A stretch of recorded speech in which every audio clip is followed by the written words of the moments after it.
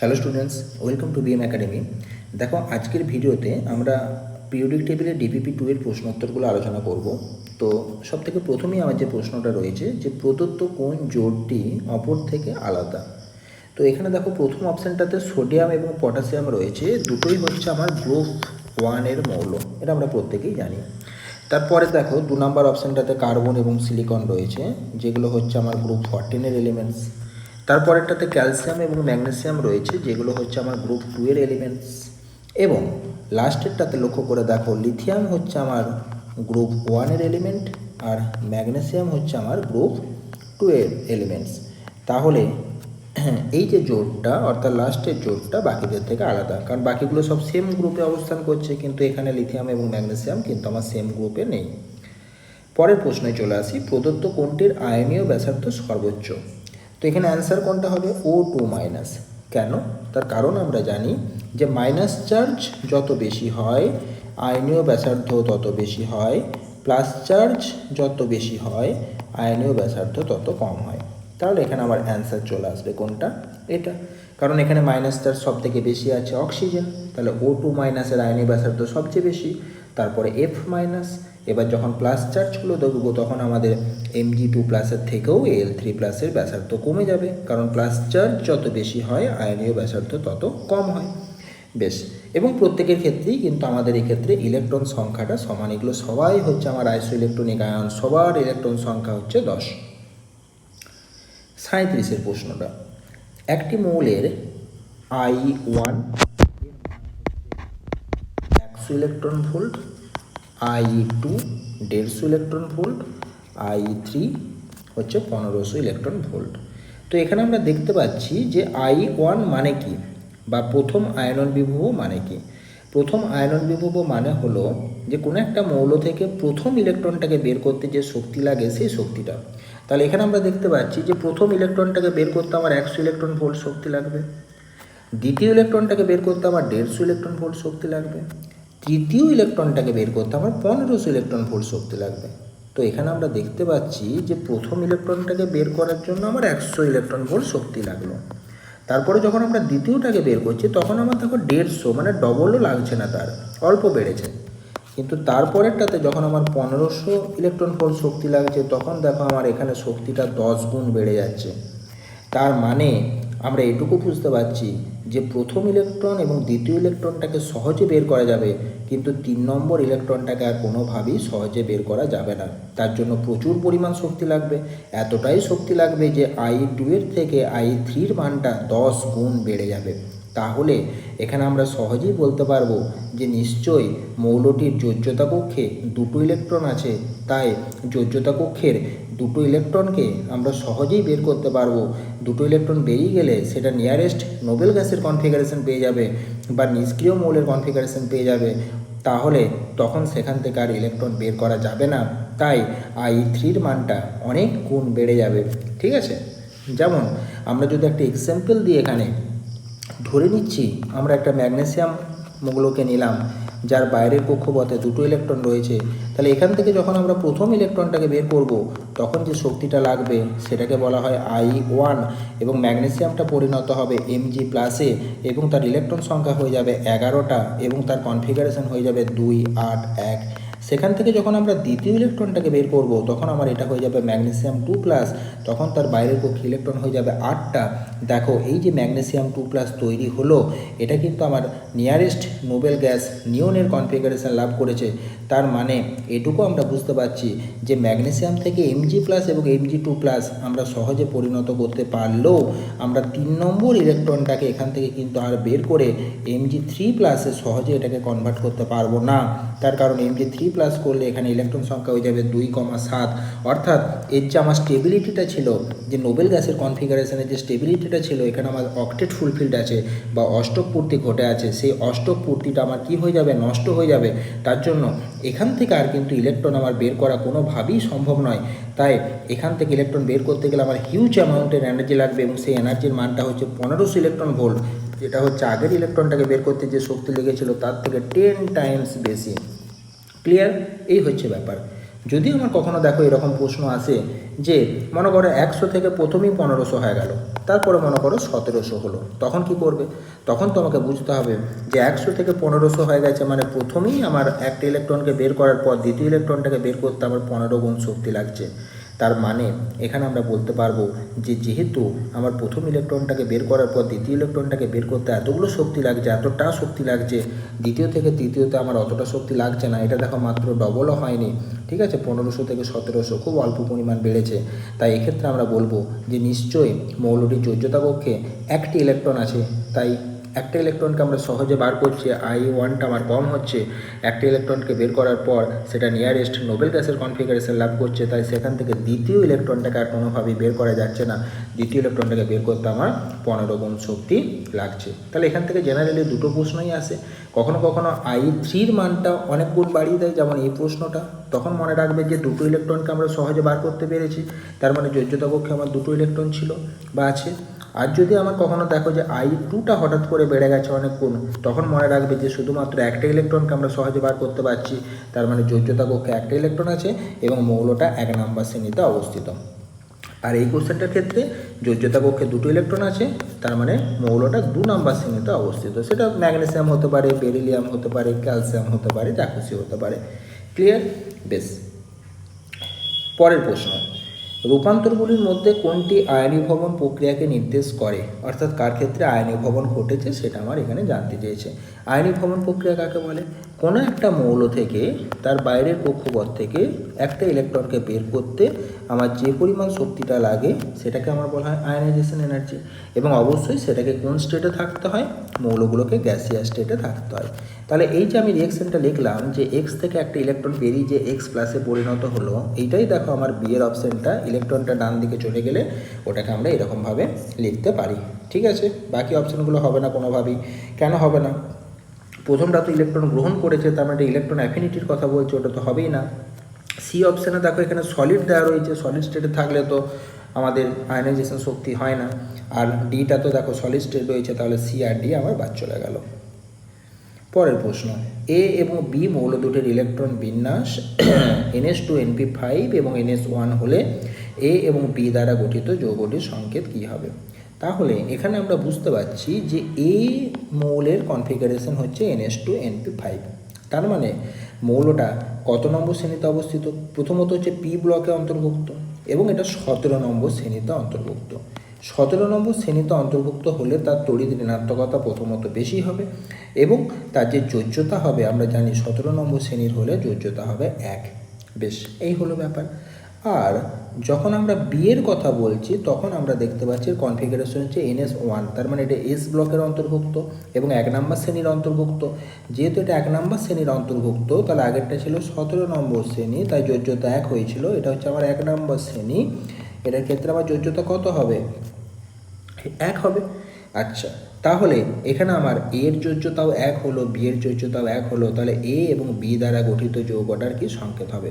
এবার দেখো, যেটা 1 নম্বর শ্রেণীতে আছে সেটা সাধারণত ধাতু, আর যেটা আমার 17 নম্বর শ্রেণীতে আছে সেটা হচ্ছে আমার অধাতু। তাহলে যে কোনো যৌগ যখন আমরা লিখি তখন সবথেকে প্রথমে আমরা ধাতুটাকে লিখি, তারপরে অধাতুকে লিখি, অর্থাৎ প্রথমে আমরা ক্যাটায়নকে লিখি, তারপরে আমরা অ্যানায়ন পার্টটাকে লিখি। তাই যেহেতু আমার 1 নম্বর শ্রেণীতে বি রয়েছে, তাই আমার যৌগটার সংকেত হবে প্রথমে আমরা বি লিখবো, তারপরে আমরা এ লিখব। এখানে আমার প্রথম অপশানটাই উত্তর হবে, কিন্তু এখানে আমার এটা অপশানটা ভুল দেওয়া আছে, এটা এ বি না, আমাকে অপশানটা দিতে হতো বি এ। কারণ আমাকে এখানে প্রথমে বিটাকে লিখতে হবে, তারপরে এটাকে লিখতে হবে, কারণ জেনারেলি আমরা প্রথমে ধাতুটাকে লিখি, তারপরে অধাতুটাকে লিখি। যেমন যদি আমরা এটার একটা উদাহরণ দিই, NaCl, তাহলে আমরা কাকে আগে লিখবো? সোডিয়ামটাকে আগে লিখবো। কত নম্বর শ্রেণীতে অবস্থিত? 1 নম্বর শ্রেণীতে অবস্থিত। ক্লোরিন কত নম্বর শ্রেণীতে অবস্থিত? 17 নম্বর শ্রেণীতে অবস্থিত। দেখো এটার সাথে মিলে যাচ্ছে। নেক্সট, নিম্নলিখিত মৌলগুলির মধ্যে কোনটির ইলেকট্রন আসক্তি সর্বনিম্ন? তো এখানে আমার যে অপশানগুলো দেওয়া রয়েছে সেখান থেকে আমি দেখতে পাচ্ছি কার্বন রয়েছে, হ্যাঁ, ফসফরাস রয়েছে, অক্সিজেন এবং সালফার রয়েছে। তো আমরা জানি যে 14 নম্বর শ্রেণীতে আমার কার্বন রয়েছে, 15 নম্বর শ্রেণীতে আমার নাইট্রোজেন, এখানটাতে আমার রয়েছে অক্সিজেন, অক্সিজেনের নিচে আমার আছে সালফার, সালফারের নিচে আছে আমার ফসফরাস। তো এটুকু আমরা অবভিয়াসলি বুঝতে পারছি যে আমার 16 নম্বর শ্রেণীর যে ইলেকট্রন আসক্তি তার মধ্যে সবথেকে হায়েস্ট হচ্ছে আমার এক্ষেত্রে সালফারের, তারপরে হচ্ছে অক্সিজেনের, তারপরে কিন্তু আমাদের এই ফসফরাস, নাইট্রোজেন, কার্বন এগুলো আমাদের আসবে। আরেকটা জিনিস আমরা জানি, বাঁ দিক থেকে ডান দিকে ইলেকট্রন আসক্তি বাড়ে আর ওপর থেকে নিচের দিকে আমার ইলেকট্রন আসক্তি কমে। তাহলে এখানে আমার যে ইলেকট্রন আসক্তির অর্ডারটা হবে, ওভারঅল অর্ডারটা 16 নম্বর শ্রেণীর ক্ষেত্রে সালফার তারপর অক্সিজেন হয়, এটা আমরা জানি। আচ্ছা, তারপরে 15 নম্বর শ্রেণীর ক্ষেত্রেও ফসফরাসের মানটা বেড়ে যাবে কার থেকে? নাইট্রোজেনের থেকে। আর তারপরে সব থেকে প্রথমেই আসবে কোনটা? কার্বন। কার্বন তো সব থেকে বাঁ দিকে আছে, ওর ইলেকট্রন আসক্তি সবার থেকেই কম হবে, নাইট্রোজেনের থেকেও কম। আবার নাইট্রোজেনের থেকে যেহেতু ফসফরাসের মানটা বেশি হয়, তাহলে তো ফসফরাস আরও এগিয়ে গেল। আচ্ছা, আর সালফার, অক্সিজেন তো আরও আগে থাকছে। আর ইলেকট্রন আসক্তি যদি কখনো প্রশ্ন আসে যে কত নম্বর শ্রেণীর সব থেকে বেশি, তোমরা বলবে 17 নম্বর শ্রেণী। 17 নম্বর শ্রেণীর মধ্যে সব থেকে যদি আমরা অর্ডার বের করতে চাই, তাহলে সব থেকে বেশি হয় তখন সেই ক্ষেত্রে ক্লোরিন, তারপরে ফ্লোরিন, তারপরে ব্রোমিন, তারপরে আয়োডিন, তারপরে অ্যাস্টাটিন। 17 নম্বর শ্রেণী হাইয়েস্ট। এরপরে আমাদের এখানে ঢোকে 16 নম্বর শ্রেণী, sulphur, selenium, tellurium, polonium, oxygen. এদের মাঝখানে কেউ ঢোকে না, হাইয়েস্ট শুরু হয় ক্লোরিন থেকে, এর হচ্ছে হাইয়েস্ট। পরপর এই অর্ডারে অক্সিজেন অবধি চলে এলাম। তারপর আমরা এই 15 নম্বর মৌলগুলোকে লিখতে পারি। ফসফরাস গ্রেটার নাইট্রোজেন হয় এখানেও, তারপরে আমাদের কার্বনটা আসবে। ঠিক আছে, 17 আর 16টাকে তোমরা এই জিনিসটা খেয়াল রাখবে। আচ্ছা, নেক্সট আমরা চলে আসছি 42-এর প্রশ্নটা। দেখো এখানে একটা আমাদের ম্যাগনেসিয়াম 24 গ্রাম বলেছে, তো আমরা ম্যাগনেসিয়ামটাকে জেনারেটেড 12 Mg24 বলেই লিখি। তাহলে 24 গ্রাম বলেছে মানেই আমরা এটাকে বলতে পারি 1 মোল ম্যাগনেসিয়ামের কথা বলেছে। তো ঠিক আছে, কোনো অসুবিধার কিছু নেই। I1টা হচ্ছে আমার কত? 750 কিলোজুল পার মোল আমার দেওয়া আছে। I2টা আমার দেওয়া আছে 1450 কিলোজুল পার মোল। তো এখন ব্যাপার হচ্ছে যে আমার একটা ম্যাগনেসিয়াম থেকে আমি যখন ইলেকট্রনটাকে বের করব, তখন আমার যে শক্তিটা লাগবে দ্যাট ইজ I1। আমার ম্যাগনেসিয়ামটা কনভার্ট হয়ে যাবে Mg+-এ। আমার রিকোয়ার্ড এনার্জি হচ্ছে 750 জুল মোল ইনভার্স। তো এর ক্ষেত্রে আমাদের এটা এই 1 মোল Mg+ আমার এখানে ট্রান্সফার হয়ে যেতে পারবে। নেক্সট যেটা হচ্ছে যে এই Mg+টাকে যখন আমি আরেকটা ইলেকট্রন বের করে Mg2+-এ কনভার্ট করব, তখন আমার যে required energy that is I2।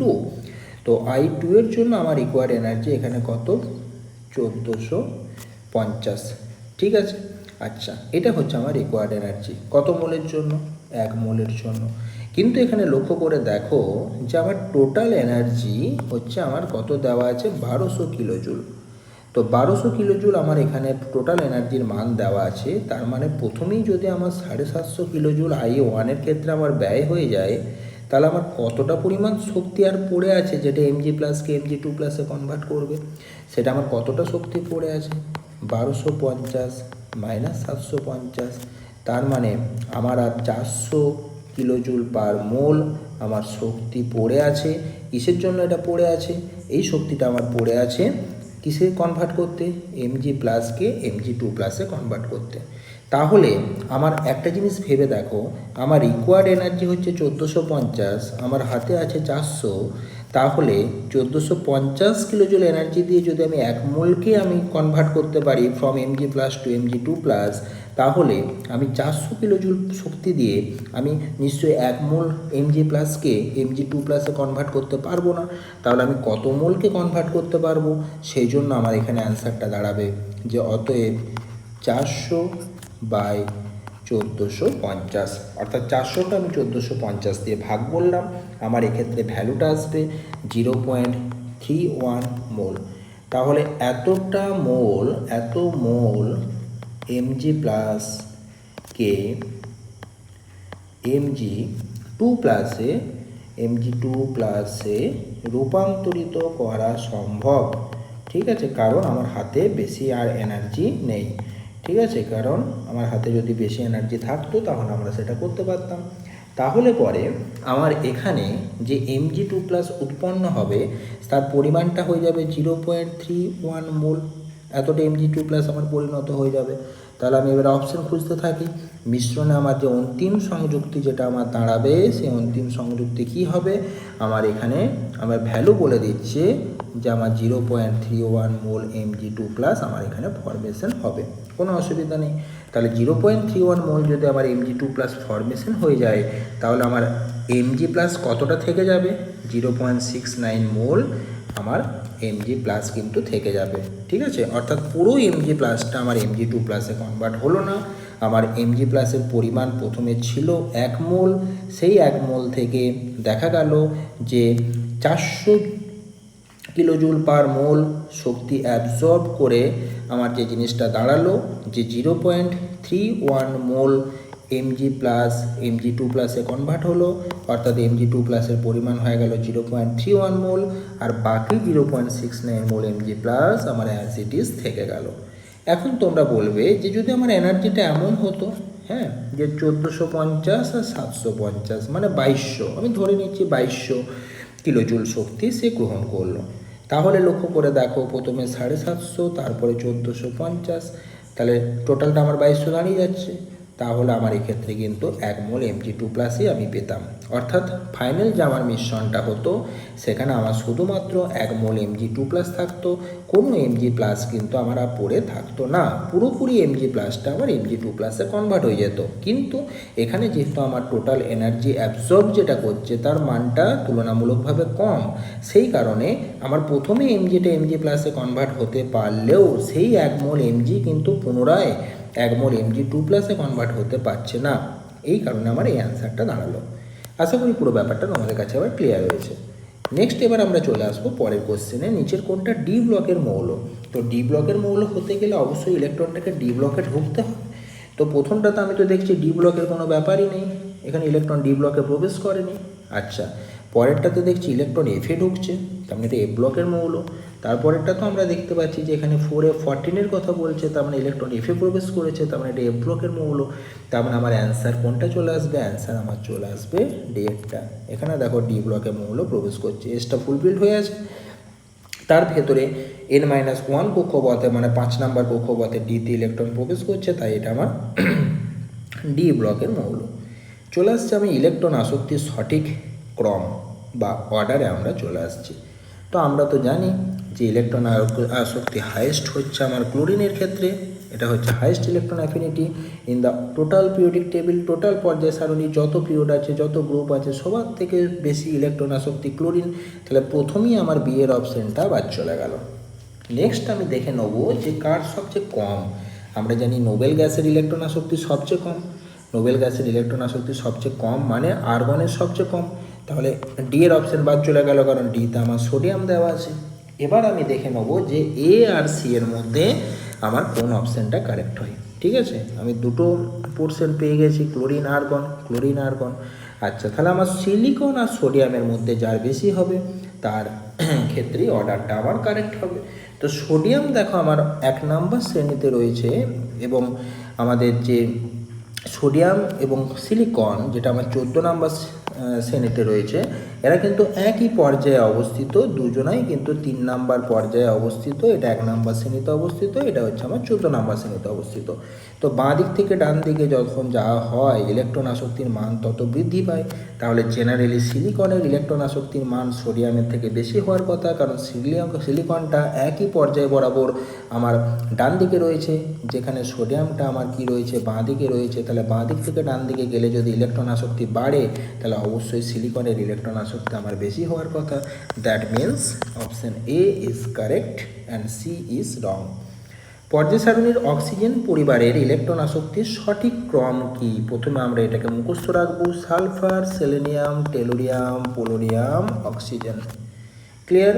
এবার মিলিয়ে দেখে নাও কার ক্ষেত্রে মিলছে। মনে হচ্ছে সি এরটার ক্ষেত্রে দেখো অ্যান্সারটা আমার চলে আসছে।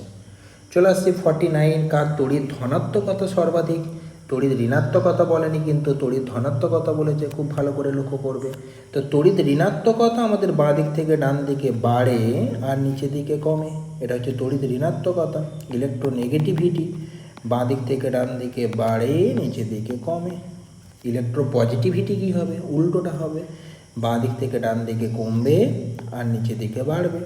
তাহলে এবার আমরা দেখব যে একদম বাঁ দিকের পর্যায়ে নিচের দিকে কে রয়েছে, সেটাই হবে আমার এখানে অ্যান্সার। দেখো সিজিয়াম হচ্ছে আমার একদম বাঁ দিকের শ্রেণীর মধ্যে সবার নিচে রয়েছে।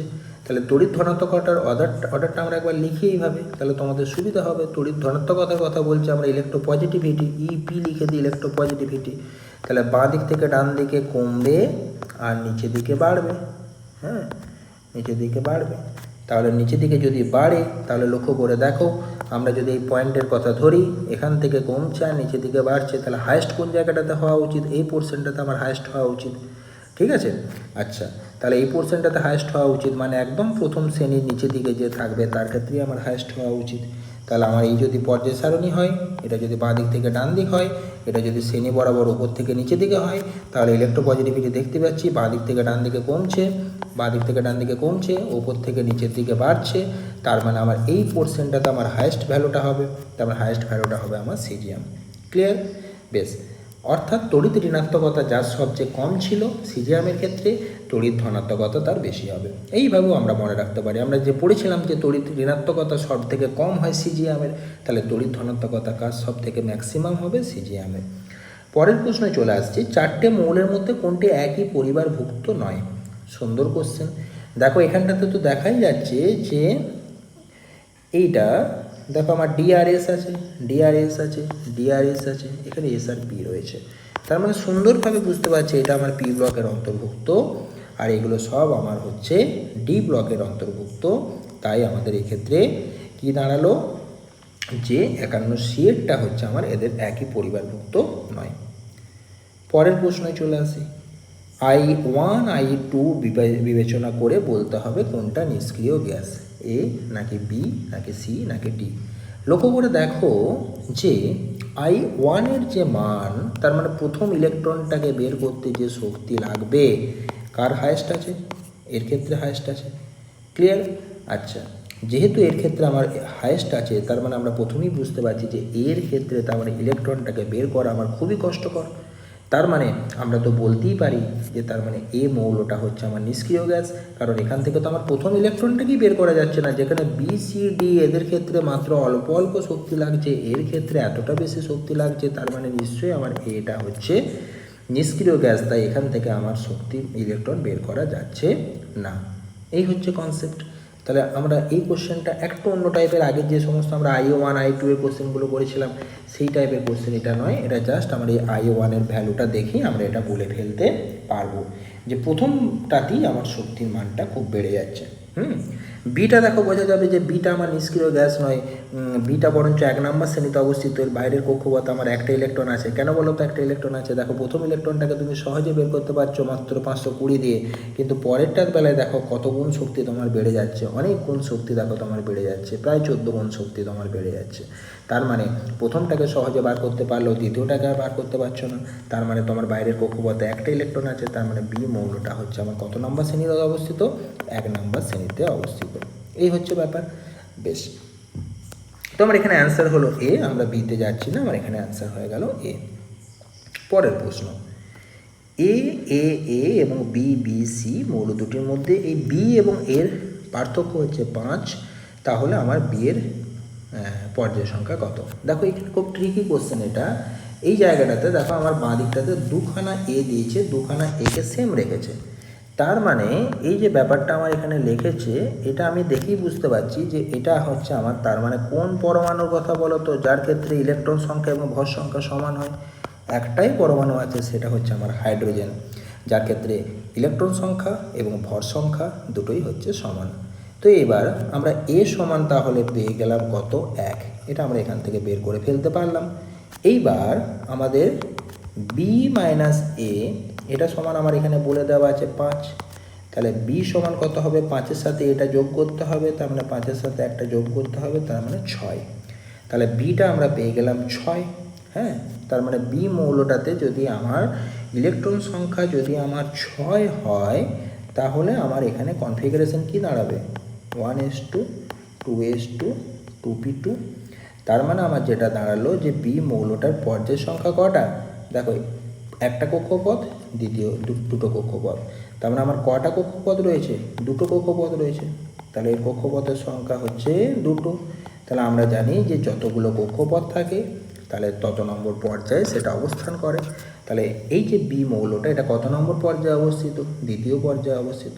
যদি বলতো কত নম্বর শ্রেণীতে অবস্থিত, দেখো বাইরের কক্ষপথে আমার 4খানা ইলেকট্রন রয়েছে, দুটো আর এখানকার দুটো 4টে এবং পি ব্লকের অন্তর্ভুক্ত, তাহলে 4-এর সাথে 2 যোগ করে আমরা এটা বলতে পারতাম যে এর পর্যায় সংখ্যা হচ্ছে 2।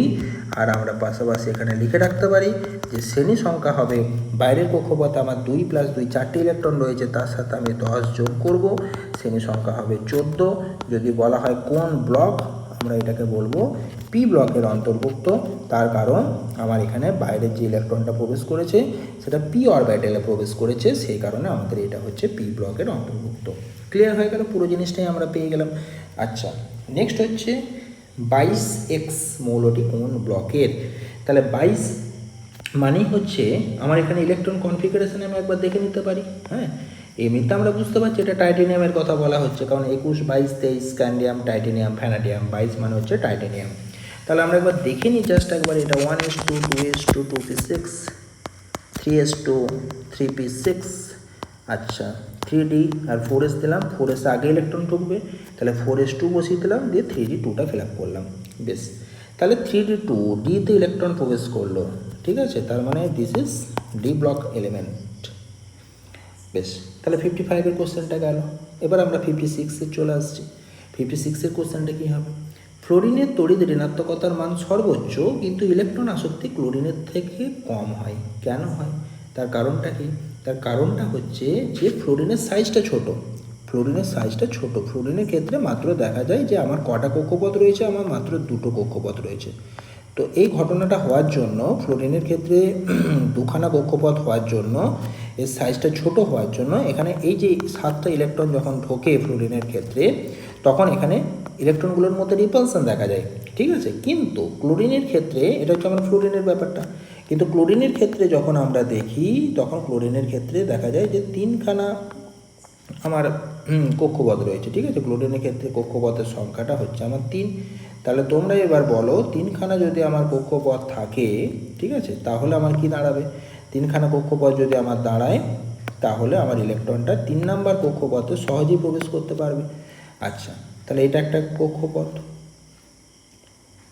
এটা একটা কক্ষপথ, আর এটা একটা কক্ষপথ করলাম। তাহলে 3 নম্বর কক্ষপথটা তো দেখেই বুঝতে পারছি যথারীতি বড় হবে।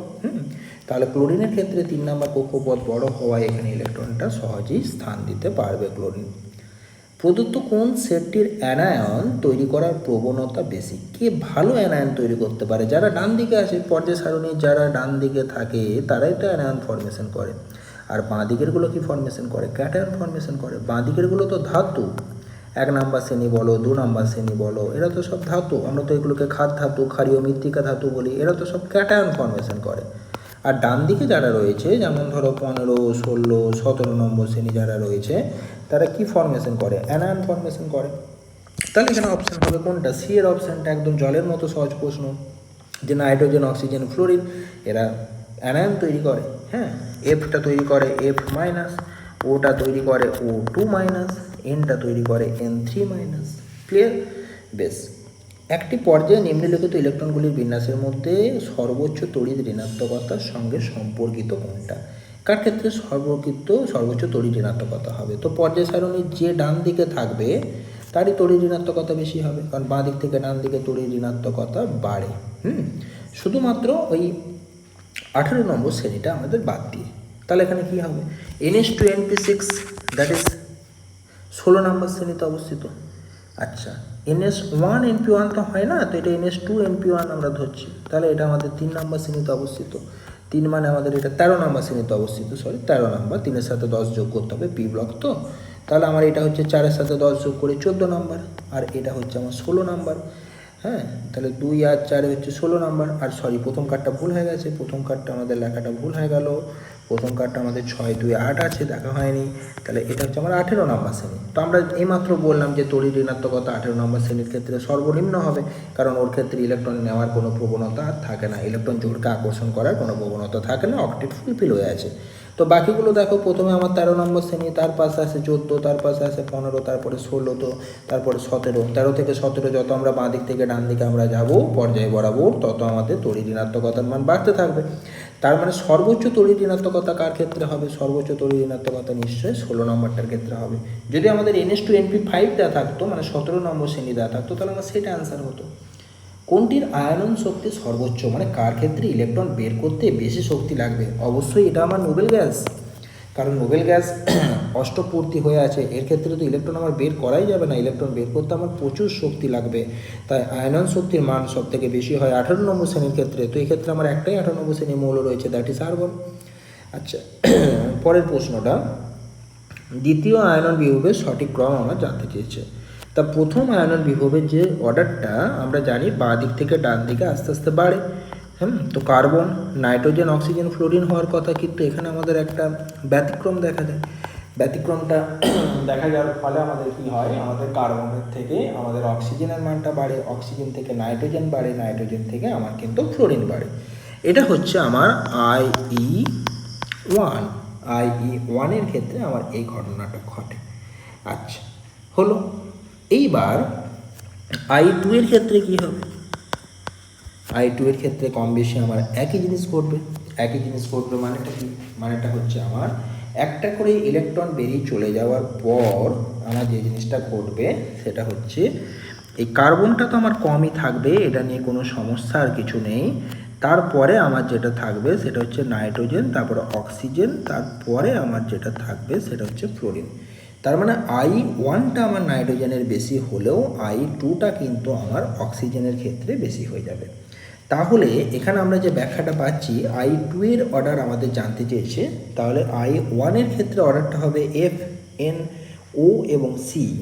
কিন্তু আমাদের এখানে I2 এর যে অর্ডারটা, দ্বিতীয় আয়নন বিভবের যে অর্ডারটা, সেই অর্ডারটা আমার জাস্ট চেঞ্জ হয়ে যাবে FONC। তাহলে এখানে আমার কোনো অর্ডারটাই মিলছে না, বি এর অর্ডারটা জাস্ট মিলছে, কিন্তু এটা I1 এর থ্রু দিয়ে। তাহলে আমরা একটা কাজ করি না, আমরা এটাকে প্রথম করে দিই। প্রথম আয়নী ভবনের ক্ষেত্রে আমাদের এই অর্ডারটা মিললো, আমরা ঠিকঠাকভাবে এটা এখানে বলতে পারলাম। দ্বিতীয়টার ক্ষেত্রে তো আমাদের এই জায়গাটাতে চেঞ্জ হয়ে যাচ্ছে, তাহলে এই জায়গাটাতে চেঞ্জ হয়ে গেলে আমাদের অর্ডারটা তো মিলছে না, তাহলে I2 এর ক্ষেত্রে মিলছে না, কিন্তু I1 এর ক্ষেত্রে আমার এটা মিলবে। এটা আমাদের ব্যতিক্রম অনুযায়ী এই অর্ডারটা আমাদের দেখা যায়। বেশ, হয়ে গেল। প্রথম আয়নী ভবনের ক্ষেত্রে আমার এই অর্ডারটা দাঁড়ালো। তিনটে মৌল XYZ যথাক্রমে আম্লিক, ক্ষারকীয় এবং অ্যাম্ফোটারিক, তাদের তড়িৎ ঋণাত্মকতার ক্রম লেখো। বেশ, একদম সহজ প্রশ্ন। আচ্ছা, যেটা আম্লিক আছে সেটা ডান দিকে হবে, আম্লিকটা ডান দিকে, তার মানে এক্সটা সবার ডান দিকে আছে। ক্ষারকীয় তো সবার বাঁ দিকে থাকবে, ওয়াইটা সবার বাঁ দিকে থাকবে, আর অ্যাম্ফোটারিক মানে উভধর্মী মাঝখানে থাকবে। তাহলে বাঁ দিক থেকে ডান দিকে যত আমরা এখানে যাব তত আমাদের তড়িৎ ঋণাত্মকতার মানটা বাড়তে থাকবে। তার মানে X, Z এবং Y এই অর্ডারটা আমার অ্যান্সার হিসেবে আসবে। খুব ভালো প্রশ্ন। X, Z এবং Y আমাদের অ্যান্সার হিসেবে দাঁড়ালো। চলে আসছি আমরা 62 প্রশ্নতে। তিনটে মৌল রয়েছে A, B এবং C, এদের ইলেকট্রন গ্রহণ এনথালপির মান হচ্ছে -349, -333, -325। তো এই মৌলগুলো কারা? তো এখানে মাইনাস ভ্যালুটা দিয়ে বিচার করলে চলবে না, মাইনাস ভ্যালু মানে হচ্ছে এরা ইলেকট্রন গ্রহণ করতে চেয়েছে, তাই ভ্যালুটা মাইনাস হয়েছে। আমরা জেনারেলি জানি ইলেকট্রন গ্রহণ এনথালপির ক্ষেত্রে ভ্যালুটা মাইনাস হয়। তো এক্ষেত্রে কার ভ্যালুটা সব থেকে বেশি হবে, নিউমেরিক্যাল ভ্যালুগুলো দেখে বিচার করব, অর্থাৎ এর ইলেকট্রন এনথালপি সব থেকে বেশি, তারপরে বি এর, তারপরে সি এর। প্রথম কার্ডটার ভ্যালু 349, তারপরটা 333, তারপরটা 325। তাহলে ইলেকট্রন গ্রহণ এনথালপি এবারে সব থেকে বেশি হচ্ছে এর, তাহলে এ মানে হচ্ছে আমরা কাকে ধরে নেবো, ক্লোরিন, কারণ ক্লোরিনের ইলেকট্রন আসক্তি সব থেকে বেশি আমরা জানি। তাহলে প্রথমে এটাকে ক্লোরিন ধরবো, তারপর এটাকে ফ্লোরিন ধরবো, তারপরে এটাকে আমরা ব্রোমিন ধরবো। তাহলে আমার কোন অপশানটা হবে? 2 নাম্বার অপশানটা, 62 বি। পরের প্রশ্ন, ইলেকট্রন বিন্যাস দেওয়া আছে, এইবার কোন বিকল্পটি সঠিক নয় এটা আমার এখান থেকে জানতে চেয়েছে। এটা বলছে অধাতু, এ কেন অধাতু বলছে? 1:2:2p1। তাহলে আমাদের এক্ষেত্রে এটা সঠিক 1:2:2p1, কারণ এটা আমার 15 নম্বর শ্রেণীতে অবস্থিত। নাইট্রোজেন, ফসফরাস এটা সব রয়েছে। এটা আমার এক্ষেত্রে কি হবে, 5 নম্বর শ্রেণী, সরি 15 নম্বর শ্রেণী না, এটা হচ্ছে 13 নম্বর শ্রেণীতে অবস্থিত, কারণ এই যে 2 আর 1 3টে ইলেকট্রন আছে, 3 আর 10 13, তার মানে আমার এটা তো বোরনের কনফিগারেশন, বোরন হচ্ছে অধাতু, ঠিকই বলেছে। আচ্ছা, সিটার কথা যদি বলি, বাইরের কক্ষপথে আমার এখানে 4s ইলেকট্রন ঢুকেছে, 4s ইলেকট্রন ঢুকেছে এবং 3d-তে ঢুকেছে। এখানে ইলেকট্রন সংখ্যা কটা? 6 2 8 14 18 2 20 আর 2 হচ্ছে 22। তার মানে হচ্ছে আমাদের টাইটেনিয়ামের কথা বলেছে। টাইটেনিয়াম তো ধাতু, হ্যাঁ, টাইটেনিয়ামটা হচ্ছে আমার ধাতু। এটা হচ্ছে আমার বোরনের কথা বলছে, বোরন অধাতু। তাহলে প্রথম বিকল্পটা তো সঠিক। আচ্ছা, বি আর ডি একই শ্রেণীভুক্ত বলছে, একই শ্রেণীভুক্ত বলছে। বি আর ডি উভয়ই বলছে একই শ্রেণীভুক্ত, তাহলে আমাদের এটা তো পি ব্লকের অন্তর্ভুক্ত। আর ডিটা তো আমার 1s2, 1s2, তার মানে আমার এক্ষেত্রে এটা হচ্ছে 18 নম্বর শ্রেণীর অন্তর্ভুক্ত। একই শ্রেণীভুক্ত তো হচ্ছে না, তার মানে আমাদের এক্ষেত্রে বি এর একই শ্রেণীভুক্ত, তার মানে আমার এটা অ্যান্সার চলে এলো। আচ্ছা, তারপরেরটা বলেছে এ ও ডি উভয়ই একই পর্যায়ভুক্ত। এ এবং ডি উভয়ই বলেছে একই পর্যায়ভুক্ত, তাহলে এ হচ্ছে আমাদের দ্বিতীয় পর্যায় আর ডিটা প্রথম পর্যায়, তাহলে এটাও আমার ভুল, এটাও ভুল। আচ্ছা, বি হলো গ্যাস, 10 12 18, 18 মানে হচ্ছে আমার এটা আর্গনের কথা বলছে, আর্গন তো গ্যাস, তার মানে এইটা তো সঠিক আছে। আচ্ছা, এ আর ডি সঠিক আছে, এ আর ডি নিয়ে কোনো সমস্যা নেই। সমস্যা হচ্ছে কাকে নিয়ে? আমার বি এবং সি, আমার এখানে ডবল অপশান কারেক্ট চলে এসেছে। আচ্ছা, কি করে হলো? সি এরটা তো আমরা বুঝতে পারলাম যে আমার এই জিনিসটা ঘটলো, ঠিক আছে। এবং বি এর ক্ষেত্রে আমরা দেখতে পাচ্ছি যে শ্রেণী সংখ্যা যদি আমরা দেখি তাহলে সরি বিটা তো আমার হবে না, বিটা তো ঠিকই আছে, বিটা তো ঠিকই আছে। এটা তো পি ব্লক হলে কি হবে, আমার এটা তো হিলিয়াম যেটা, তাহলে আমরা হিলিয়ামটাকে তো আমরা 18 নম্বর শ্রেণীতে রাখি। এটা তো আমার এটা হিলিয়ামের কথা বলছে। হিলিয়াম এবং আর্গন তো একই শ্রেণীতে অবস্থিত, তাহলে বি আর ডি একই শ্রেণীতে অবস্থিত, ঠিকই বলেছে। এটা দেখা হয়নি, সরি, এটা পি ব্লক আর ওটাকে আমি এস ব্লক ভেবে নিচ্ছিলাম আর কি। তাহলে আমার এই ক্ষেত্রে 1s2 মানে হিলিয়াম এবং আর্গন আমরা জানি দুটোই 18 নম্বর শ্রেণী। আচ্ছা, মৌলগুলো নামটা লিখে নিলি, দেখো প্রথমেই কোশ্চেনটা খুব সহজ হয়ে যেত, ব্যাখ্যাটা। বেশ, নেক্সট কোশ্চেনে চলে আসে। আচ্ছা, এ বি সি এবং ডি 4টি মৌলের পারমাণবিক সংখ্যা যথাক্রমে আমাদের এগুলো সব পরপর দেওয়া আছে, ঠিক আছে, কোনো অসুবিধা নেই। বিটা হচ্ছে নিষ্ক্রিয়, মানে জেডটা হচ্ছে নিষ্ক্রিয়। বিটা যদি নিষ্ক্রিয় হয় তার মানে বিটা হচ্ছে আমার কত নম্বর শ্রেণী? 18 নম্বর শ্রেণী। তাহলে এটাতে আমার পারমাণবিক সংখ্যা এক ঘর কম বলেছে, তার মানে আমার যে 17 নম্বর শ্রেণী হবে। সিটা এক ঘর বেশি বলেছে, মানে 18-র পরে তো 1 নম্বর শ্রেণী হয়। আর ডিটা আবার আরও একটা ইলেকট্রন বেশি, মানে 2 নম্বর শ্রেণীতে অবস্থিত। তাহলে এবার কোন বক্তব্যটা সঠিক এটা আমাকে এখান থেকে বের করতে হবে। তো এর ইলেকট্রন আসক্তি খুব সর্বোচ্চ বলেছে, ঠিক কথা, কারণ এর তো মানে 17 নম্বর শ্রেণীতে আছে, আমরা জানি 17 নম্বর শ্রেণীর ইলেকট্রন আসক্তি সর্বোচ্চ হয়, খুব বেশি হয়। আচ্ছা, সি এর স্থায়ী জারণ সংখ্যা বলেছে +2, না, সি এর স্থায়ী জারণ সংখ্যা কত হবে? 1 হবে। আচ্ছা, ডি এর ক্ষেত্রে 2 হবে, তাহলে এটা ভুল। আচ্ছা, ডি হচ্ছে একটা ক্ষারীয় মৃত্তিকা মৌল, ঠিক কথা, কারণ এর দুটো ইলেকট্রন রয়েছে বাইরের কক্ষপথে, তার মানে এটা 2 নম্বর শ্রেণীতে অবস্থিত, তার মানে এটা হচ্ছে ক্ষারীয় মৃত্তিকা মৌল। তার মানে আমার 1 এবং 3 সঠিক হচ্ছে, তার মানে আমার 63-র ক্ষেত্রে সি এর অ্যান্সারটা। নিচের কোনটি সঠিক আকারের ক্রম? একদম সহজ প্রশ্ন। আমরা মাইনাস চার্জ বেশি হলে আমরা জানি যে তার সাইজ বেশি হয়। আচ্ছা, প্লাস চার্জ বেশি হলে তার সাইজ কম হয়। তাহলে আমার এখানে অর্ডারটা মিলে গেল, 64-এর ডি এর অ্যান্সারটা আমার এখানে মিলে গেল। বেশ, তাহলে প্রত্যেকটা প্রশ্ন আমরা আলোচনা করে ফেললাম। তোমরা একবার জাস্ট এইগুলোকে একবার রিভাইজ করে নেবে, প্রথমে চ্যাপ্টারটা ভালো করে দরকার হলে আরেকবার পড়বে, তারপরে কোশ্চেনগুলো করবে, তাহলেই দেখবে আর কোনো অসুবিধা হবে না। ঠিক আছে, আজকের ভিডিওটা এতটাই।